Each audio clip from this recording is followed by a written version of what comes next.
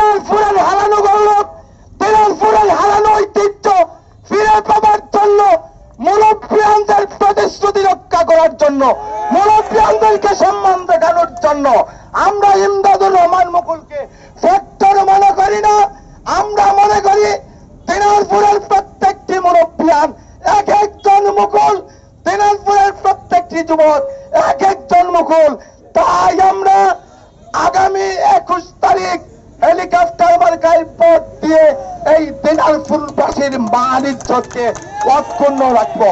সুপ্রিয় সাথী ও বন্ধুগণ, এ পর্যায়ে আপনাদের সামনে আজকের পথসভার সমাপনী বক্তব্য রাখছেন বাজারের সাবেক সভাপতি, বিশিষ্ট সালিশ বিচারক ও সকলের প্রিয়জন শ্রদ্ধাভাজন জনাব আনিস মিয়া সাহেব।